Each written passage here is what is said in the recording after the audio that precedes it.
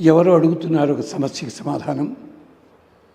మా అబ్బాయి లేదా అమ్మాయి మంచి ఉద్యోగం రావాలి, వాళ్ళకి అన్నీ కూడా అపజయాలు ఎదురవుతున్నాయి, వాళ్ళకి మంచి ఉద్యోగం వచ్చి స్థిరపడాలి, తద్వారా జీవనంలో కూడా స్థిరపడాలి. వాళ్ళు ఎలాగా మార్గం ఏమన్నా చెప్పండి.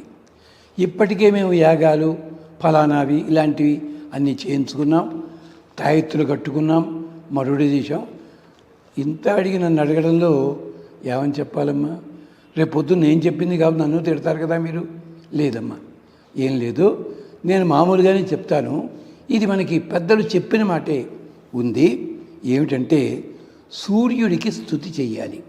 సూర్యస్తుతి ఎలాగంటే పొద్దున్నే తులసి కోట దగ్గర ఒక 20 మిల్లీలీటర్లు తేనె చిన్న ప్రమిదలో పెట్టి, ప్రమిదలో కానీ లేదా చిన్న పాత్రలో, వెండి పాత్ర అయితే మరీ మంచిది, సూర్యుడికి కాంతి పడేలాగా తులసి కోట దగ్గర పెట్టండి.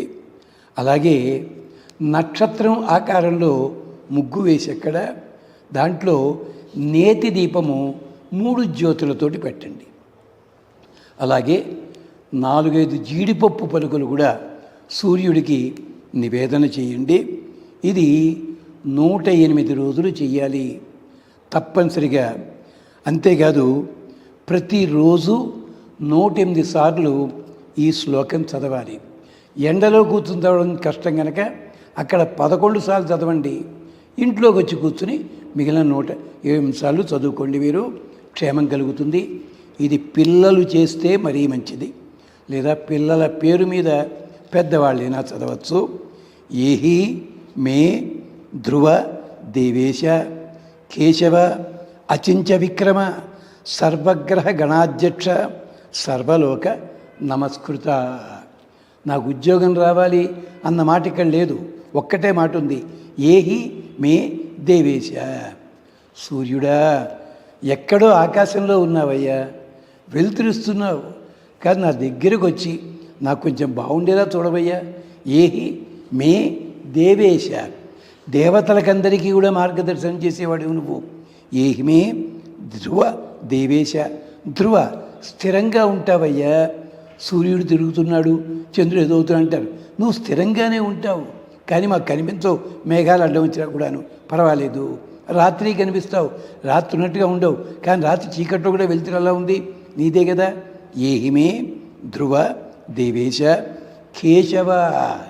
అంటే విష్ణుమూర్తిని అంతర్యామిగా కలిగినవాడ లేదు. కహ అంటే బ్రహ్మ. బ్రహ్మ, ఈశ, విష్ణువు ముగ్గురు నీ రూపాల్లో ఉంటారు. కేశములంటే కిరణములు, కిరణములే కేశములుగా కలిగినవాడ కేశవ. అచించ విక్రమ. నీ పరాక్రమానికి ఎవ్వడూ ఎదురు రాడయ్యా. అంటే నేడు రాక్షసులు ఇబ్బంది పెట్టారు కదా, ఈ కథలన్నీ అంతరార్థం వేరే ఉంది, నాకు సంబంధం లేదు. నువ్వు అచించ విక్రమ అంటే అసాధారణమైన పరాక్రమం కలిగిన వాడివి. అచించ విక్రమ. సర్వగ్రహ గణాధ్యక్ష. అన్ని గ్రహములకు, అన్ని నక్షత్ర గణములకు, లేదు అన్ని గ్రహముల గణములకు, అందరూ దేవతలకి అందరికీ కూడా అధ్యక్షుడు కదయ్యా నువ్వు. ఎంత గొప్పవాడివయ్యా. ఎంత గొప్పవాడి కాకపోతే నీ చక్రాన్ని, నీ రథచక్రానికి బ్రహ్మాండంగా ఉండేవి 2 చక్రాలు, కానీ ఇంద్రుడికి అవసరమయ్యి నీ రథచక్రం పట్టుకుపోయాడు. నువ్వు బాగానే ఉన్నావు, అది సంగతి. అంచేత సర్వగ్రహ గణాధ్యక్ష సర్వలోక నమస్కృత. నీకు దండం పెట్టని వాడు ఎవడైనా ఉంటాడయ్యా. వెలుతురు కావాలంటే నీవే చూడాలి కదా. నక్షత్రం బాబు చూడాలన్నా నువ్వే కనిపిస్తావు మరో చోటున్నా. ఆఖరికి చైనాలో గాలిపటాల పండుగ అంటారు. గాలిపటాల పండుగ కాదు ఇది, సూర్య ఆరాధన. అది దాని గాలిపటాల పండుగ మారింది అది. అంచేత నక్షత్రగ్రహణ, నక్షత్రగ్రహ గణాధ్యక్ష. అంతేకాదు సర్వలోక నమస్కృత. ఏహిమే ధ్రువ దేవేశ కేశవ అచించ విక్రమ సర్వగ్రహ గణాధ్యక్ష సర్వలోక నమస్కృత. ఈ శ్లోకాన్ని 108 సార్లు చదవండి. రాత్రి నిద్రపోయే ముందు ఒక 3 సార్లు అనుకోండి, నమస్కరించండి, ఆ పని చేయండి. సూర్యుడికి ఆరాధన చేసేప్పుడు కొబ్బరికాయ కొట్టక్కర్లేదు, పాలు నివేదన చేయండి, జీడిపప్పు కొద్దిగా నివేదన చేయండి. అలాగే కాస్త 4-5 చెంచాల తేనె దాంట్లో పాత్రలో వేసి పెట్టి తీర్థంలా తీసుకోండి. క్షేమం కలుగుతుంది. స్వస్తి.